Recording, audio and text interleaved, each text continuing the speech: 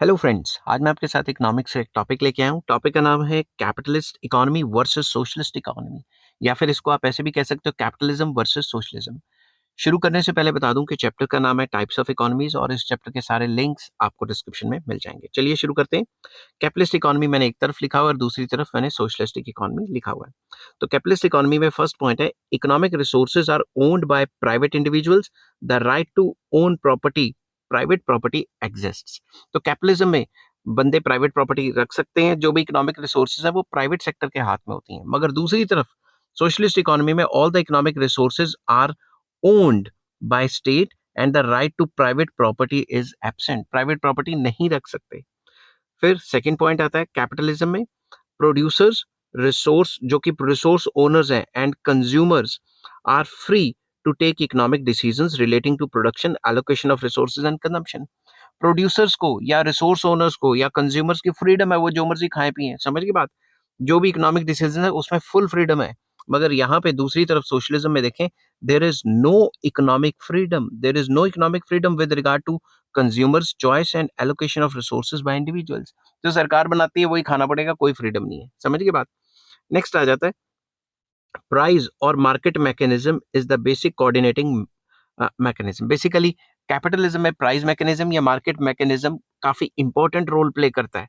All the economic decisions are taken through price mechanism, मतलब demand supply के हिसाब से सब कुछ तय किया जाता है। दूसरी तरफ planning takes the place of market mechanism and all the important economic decisions are taken by the central planning authority and not the demand and supply or price mechanism. तो कैपिटलिस्ट इकोनॉमी में price mechanism से सारे decision decide, मतलब सारे important decisions लिए जाते हैं, और यहाँ पे प्लानिंग लेती है, ठीक है। प्राइस मैकेनिज्म नहीं होता, डिमांड सप्लाई का कोई रोल नहीं होता। नेक्स्ट कैपिटलिस्ट इकोनॉमी में आ जाता है maximisation of profit is the principal objective या प्रिंसिपल मोटिव या goal of the producers. Producer का मेन मकसद ही यही है कि वो प्रॉफिट कमाए ज्यादा से ज्यादा। दूसरी तरफ सोशलिज्म में या सोशलिस्टिक इकोनॉमी में maximisation of social welfare is the chief motivating force behind all economic activities. जितनी भी इकोनॉमिक एक्टिविटीज है उनका मकसद होता है वेलफेयर को बढ़ाना। नेक्स्ट आ जाता है कैपिटलिज्म में competition is an essential part of capitalistic economy. Capitalist economy में प्राइवेट सेक्टर के कई प्लेयर्स होते हैं, आपस में कंपटीशन होता है, और दूसरी तरफ कंपटीशन होता ही नहीं।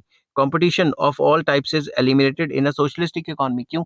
सरकार ही बनाती है गुड्स एंड सर्विसेज, समझ के बाद प्राइवेट सेक्टर होता ही नहीं, कंपटीशन कहां से होगा।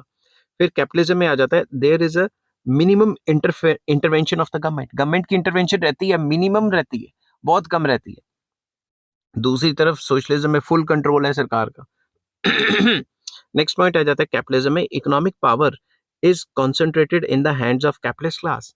जितनी भी इकोनॉमिक पावर है, इकोनॉमिक रिसोर्सेज हैं, वो कैपिटलिस्ट क्लास के कंट्रोल में होती हैं। मगर दूसरी तरफ सोशलिज्म में economic and political power is concentrated in the hands of government. सब कुछ सरकार के हाथ में होता है, प्राइवेट सेक्टर के हाथ में कुछ नहीं होता।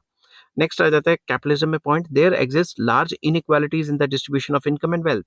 इनकम और वेल्थ की इनइक्वालिटीज कैपिटलिज्म में बहुत ज्यादा होती है। दूसरी तरफ it is based on the principle of egalitarianism, मतलब एगैलिटेरियन सोसाइटी पे बेस्ड होती है। भाई सोशलिज्म आया ही इसलिए था कि इनइक्वालिटीज कुछ ज्यादा ही हद से बढ़ गई, तो रेवोल्यूशन हो गया, फिर सोशलिज्म आ गया, समझ की बात।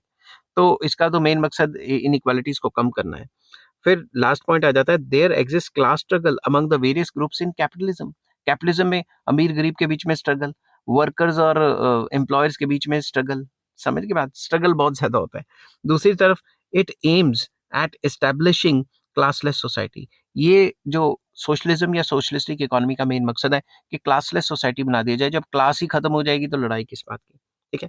आई होप ये वीडियो आपको पसंद आई होगी। अगर पसंद आती है तो please like, share and subscribe. इस चैप्टर के सारे लिंक्स आपको डिस्क्रिप्शन में मिल जाएंगे। और जैसा कि आपने देख लिया होगा, नेक्स्ट वीडियो में मैं लेके आऊंगा मिक्स्ड इकोनॉमी, फिर इसके meaning and features, merits and demerits सब डिस्कस करूंगा, और सबके लिंक्स आपको डिस्क्रिप्शन में मिल जाएंगे। Take care, bye bye.